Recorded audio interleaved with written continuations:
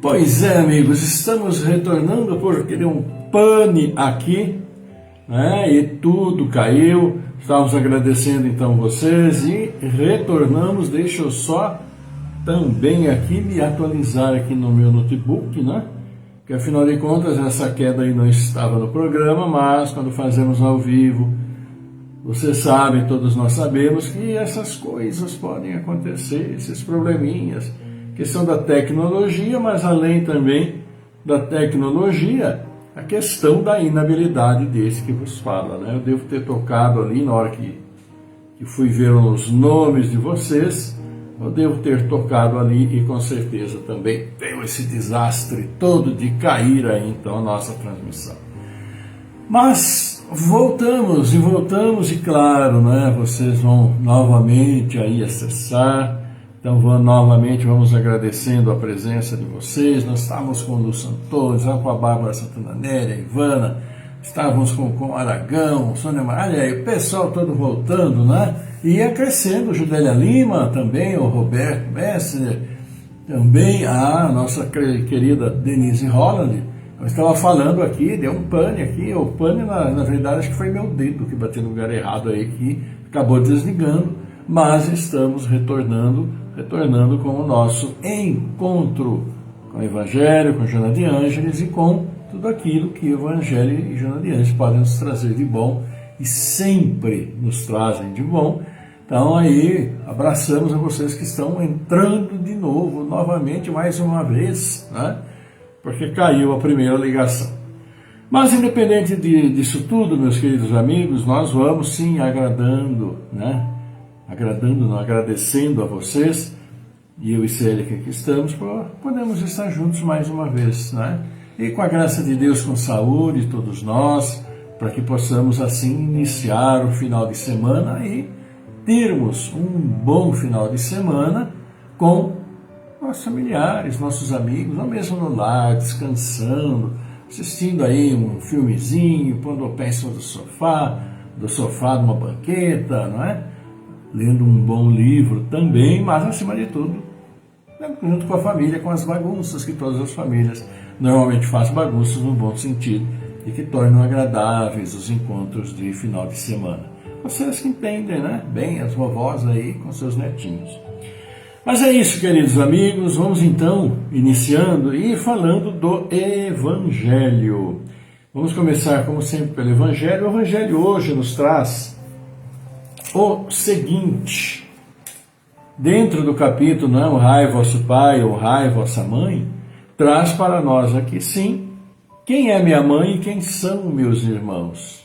Né? Jesus falou isso. Vamos ver então o que ele quis dizer com isso, dizendo, né, não reconheço, mas quem que é a minha mãe? Vamos ver. E tendo chegado a casa, nela se reuniu uma tão grande multidão de povo que não podiam mesmo tomar seu alimento. Seus parentes, tendo sabido disso, vieram para se apoderarem dele, porque diziam que ele havia perdido o espírito. Entretanto, sua mãe e seus irmãos, tendo vindo e ficado do lado de fora, mandaram chamá-lo. Ora, o povo estava sentado ao seu redor e lhe disse: vossa mãe e vossos irmãos estão lá fora vos chamando. Mas ele lhes respondeu: quem é minha mãe? E quem são meus irmãos? E olhando aqueles que estavam sentados ao seu redor, disse: eis minha mãe e meus irmãos, porque todo aquele que faz a vontade de Deus, este é meu irmão, minha irmã e minha mãe. É o que está no Evangelho de São Marcos, é o que está no Evangelho de São Mateus, né? E o Evangelho fala para nós então o seguinte, sobre essa colocação. Certas palavras parecem estranhas na boca de Jesus e contrastam com a sua bondade e sua inalterável benevolência para com todos. Os incrédulos não deixaram de fazer disso uma arma, dizendo que ele próprio se contradizia. Um fato irrecusável é que a sua doutrina tem por base essencial, por pedra angular, a lei de amor e de caridade.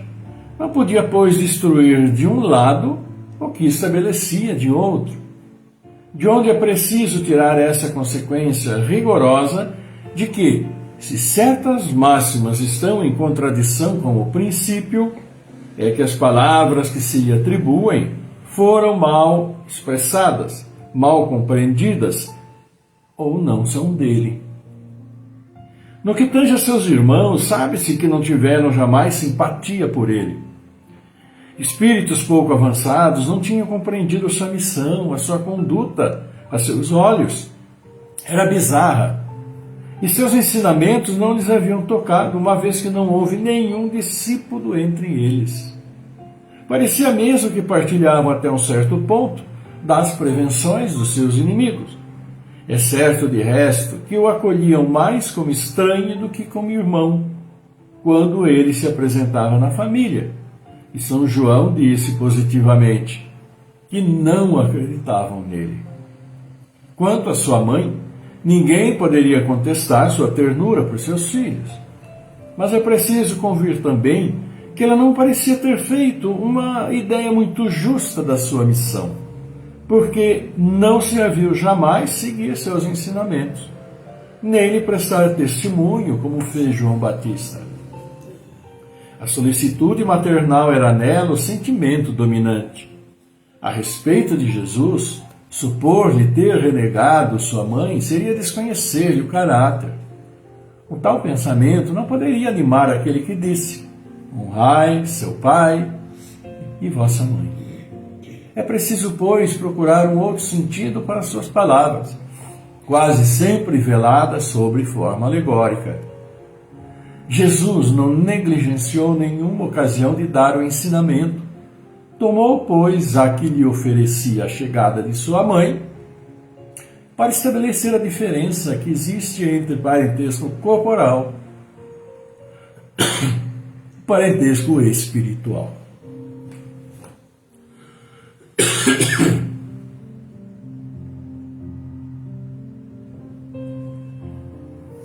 Me empolguei com o texto, tive até aqui um pequeno pigarrinho.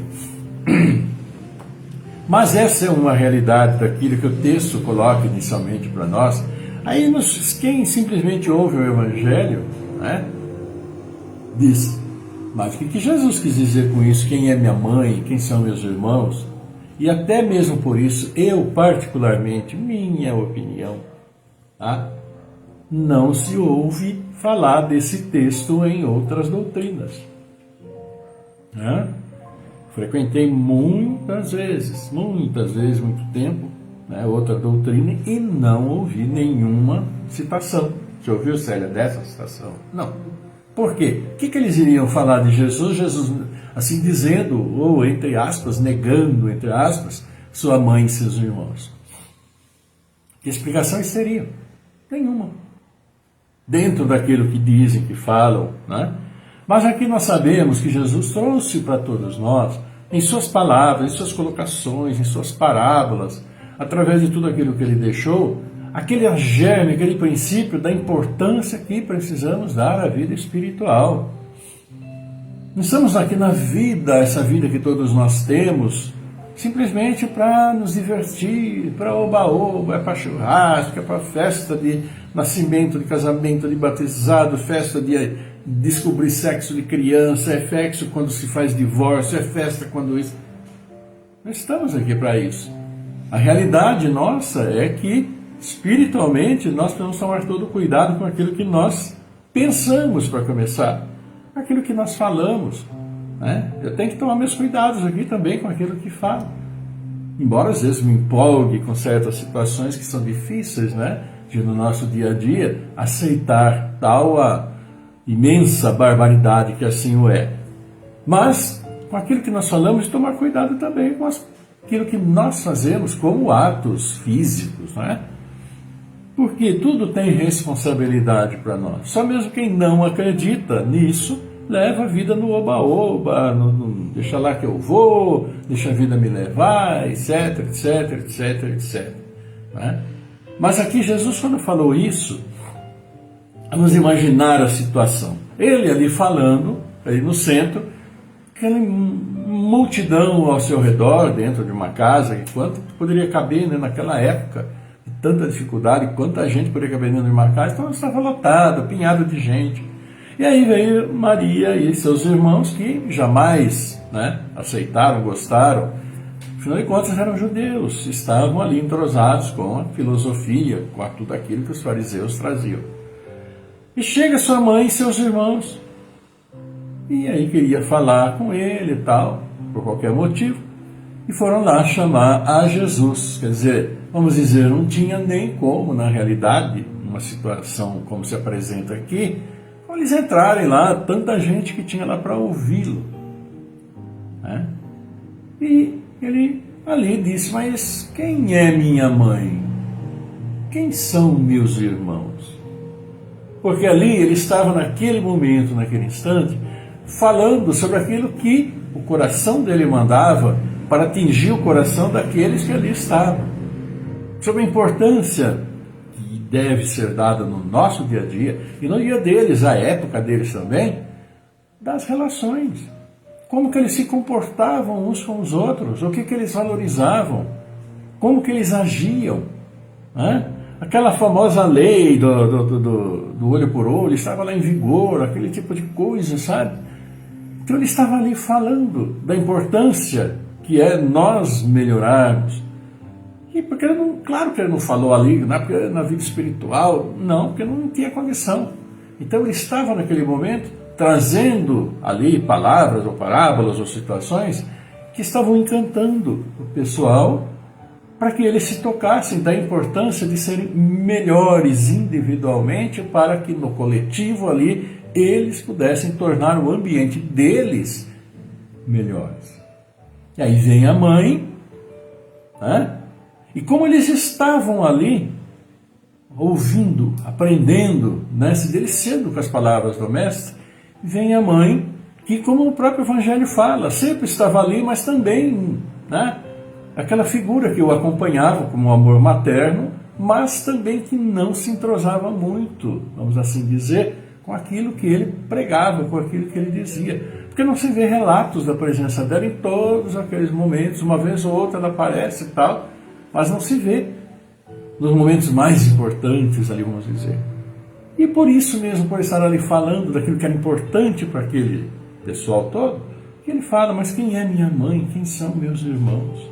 Ele sabia que todos nós somos irmãos, mas para aquele momento, para aquele pessoal todo que estava ali, porque ele estava falando do quê? Daquilo que aqueles que lá estavam, sua mãe e seus irmãos, não tinham tanta credulidade, vamos dizer. Eram mais incrédulos do que crédulos. Então, espiritualmente, caminhando pelo caminho da valorização espiritual, das relações, das mudanças, das virtudes, procurando ser melhor, aqueles que estavam ali naquele momento, compactuando da luz daquele momento, estavam sim trabalhando para se melhorar. E dentro da questão espiritual, eram naquele momento mais acessíveis, e Jesus mais acessível a eles. Então ele falou, mas na verdade quem são? Olhando, né? Eis meus irmãos, eis minha mãe. Estavam ali. Nesse sentido, procurando dentro daquilo que ele procurava colocar para eles. Não que ele renegasse, isso jamais passou para a cabeça dele. Mas naquele momento que ele estava ali imbuído, ele trouxe essas palavras que ficaram, então, aqui registradas na Bíblia. Como? Né, pelos evangelistas registraram isso. Mas como que, vamos dizer, outras religiões que a gente conhece por aí, vai explicar isso? De que Jesus disse quem é minha mãe, quem são meus irmãos, como dando a entender que Maria, que os irmãos dele não eram irmãos, e na visão deles que tinham ali a visão material, claro que era mãe, que eram os irmãos, mas que Jesus estava falando com todos eles e elevando-os a um patamar superior daquela materialidade absoluta que eles viviam naquela época, né? Então nada a estranhar, mas nada a estranhar para quem entende a questão espiritual, né? Para quem procura entender as palavras de Jesus, mas além de entender também procura praticar.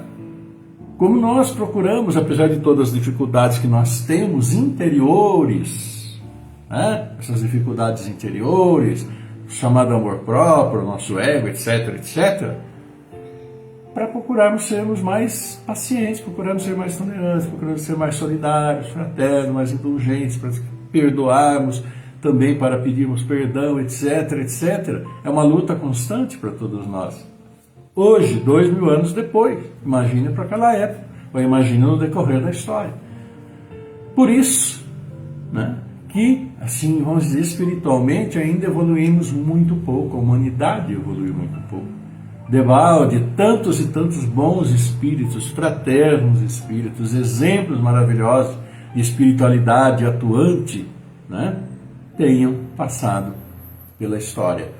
Mas poucos ainda aproveitaram. Né?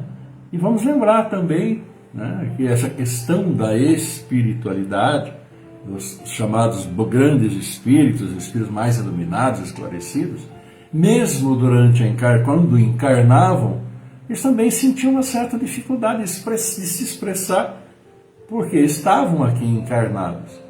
Então, se nós pegarmos as histórias, né, de muitos desses espíritos, que, vamos dizer, são aí santos hoje considerados, que são espíritos de alta qualidade, nós vamos ver que no princípio da encarnação deles, muitos deles não eram assim tão santos.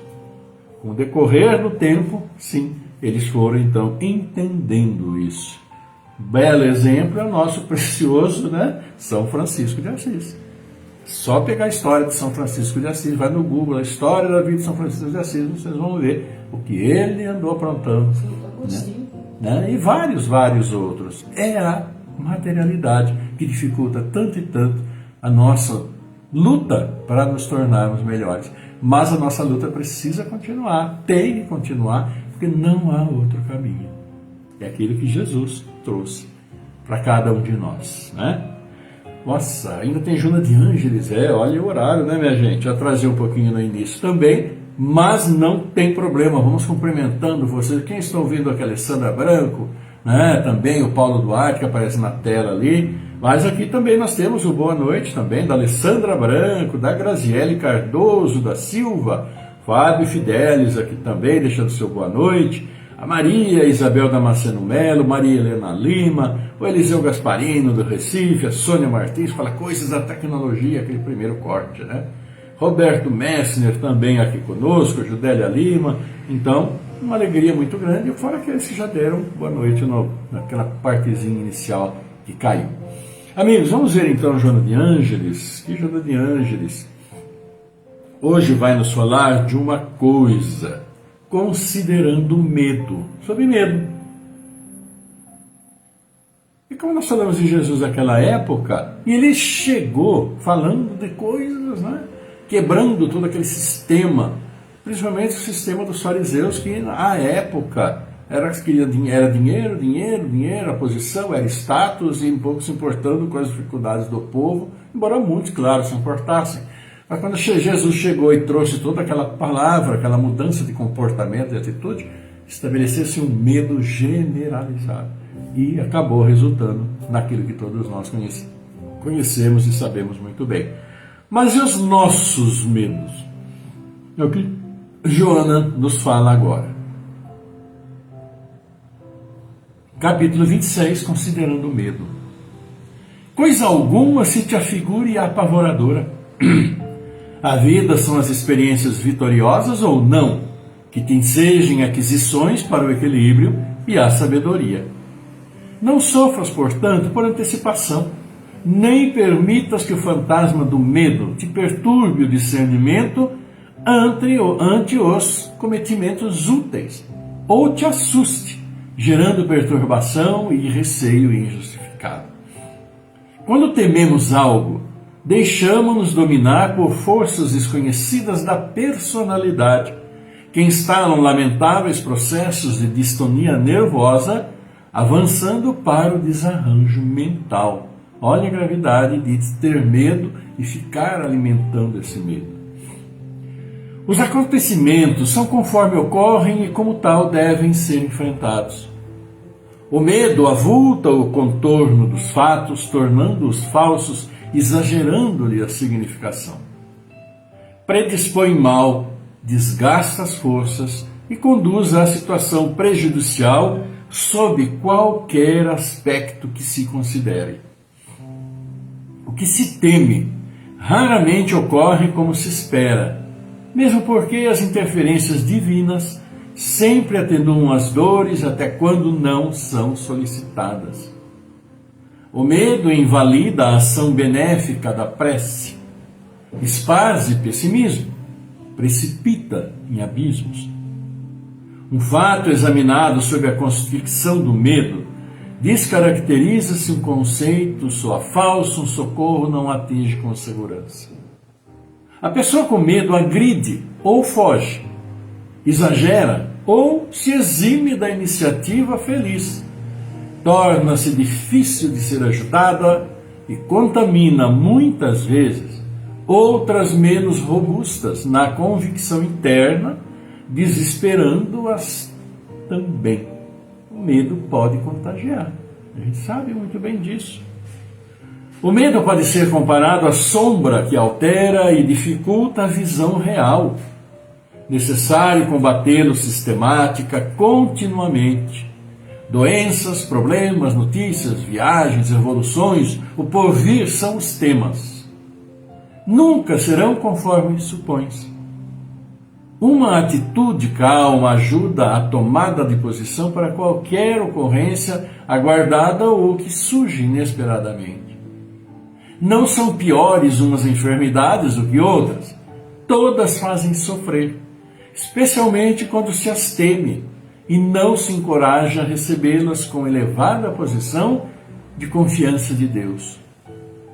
Os problemas constituem recursos que a vida dispõe para selecionar os valores humanos e eleger os verdadeiros dos falsos lutadores. As notícias trazem informes que sejam trágicos ou lenificadores. Não modificam senão a estrutura de uma irrealidade que se está a viver. As viagens têm o seu fanal e recear acidentes. Aguardá-los, exagerar providência, certamente não impedem que o homem seja bem ou mal sucedido. As revoluções e guerras que alcançam bons e maus estão em relação à violência do próprio homem, que, vencido pelo egoísmo, explode em agressividade graças aos sentimentos predominantes na sua natureza animal. Ninguém pode prever o imprevisto ou evadir-se a necessária conjuntura kármica para o acerto com as leis superiores da evolução. Prudência, sim, é medida cautelatória e impostergável para se evitarem danos innecessários. Afinal, em face do medo, deve-se considerar que o pior que pode suceder a alguém é advir a desencarnação, morrer. Se tal ocorrer, não há ainda por que temer, desde que morrer é viver. O único cuidado que convém examinar de respeito à situação interior de cada um perante a consciência, ao próximo, à vida e a Deus. Em face disso, ao invés do sistemático cultivo do medo, uma disposição de trabalho árduo, confiança em Deus, a fim de enfrentar bem e utilmente toda e qualquer coisa, fato, ocorrência desdita. Entrega-te ao fervor do bem e expulsa da alma as artimanhas da inferioridade espiritual. Faze luz íntima e os receios infundados baterão em retirada. A responsabilidade dar-te-á motivos para preocupações, enquanto o medo minimizará suas probabilidades de êxito.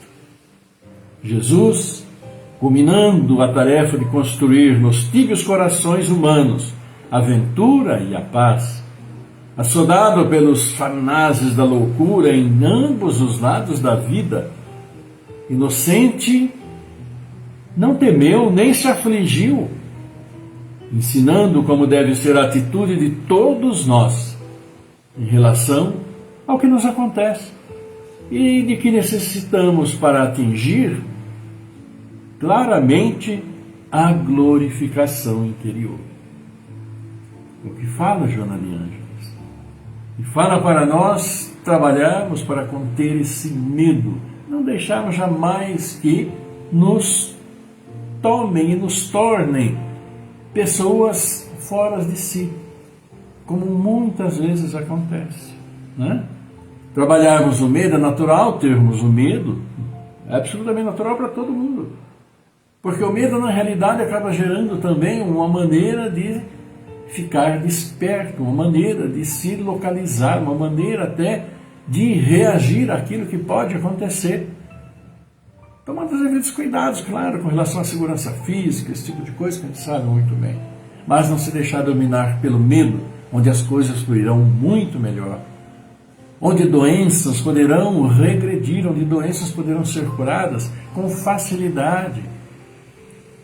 Através dos recursos terapêuticos, da medicina e também, claro, da oração indispensável. Então, relatarei para vocês uma coisa, uma experiência particular, experiência minha. 2001 foi detectado com câncer. Sim, eu fui. Fiz exames, fui para São Paulo, etc, etc. Aí o cirurgião, na época, falou, olha, Ailton, mas não precisamos fazer o mais rápido possível, né, para fazer a cirurgia e tal. Virei para ele e falei, pode ser amanhã? Em São Paulo. Era 8 horas da noite. Ele falou, pode. Vim para a Americana, busquei aqui os exames que precisava, 4 horas da manhã, vou de volta para São Paulo e fiz a cirurgia. E no decorrer da cirurgia, voltando e tal, falei para a Célia, estava subindo aqui no elevador, né? Falei para ela, Célia, eu sei exatamente o que vai acontecer, eu estudei biologia, a Célia também estudou biologia, doenças, esse tipo de coisa, eu vou fazer quimioterapia. Meu cabelo todo vai cair, eu vou ficar careca, eu vou passar mal, vou ter aquela situação de quimioterapia que dá ânsia, papapá, eu sei. Mas eu falei para ela, naquele momento que eu falei para ela, eu falei assim, mas coloco nas mãos de Deus, Deus sabe o que faz e nós vamos fazer o que é necessário fazer dentro dos recursos que nós temos. Com a graça de Deus, foi um ano difícil, ia para São Paulo, foi quimioterapia, uma semana para São Paulo, tal, tive que voltar até um pouco, né, combalido ao trabalho para não perder lá o trabalho, mas foi um ano e 25 anos, 24 anos depois, estou aqui falando para vocês e dando esse testemunho. Se eu não tive receio, medo de morrer, porque eu tinha câncer, claro, quem não teria? Mas não me deixei dominar por ele em momento algum. Jamais, em momento algum, eu sequer chorei. Nem no meu recolhimento particular, eu não chorei. Porque eu tinha confiança e eu nem estava, na época, na doutrina espírita. Em 2001, frequentávamos a igreja católica aqui do bairro, né? E eu não estava ainda na doutrina espírita, com todos os esclarecimentos que a doutrina nos dá.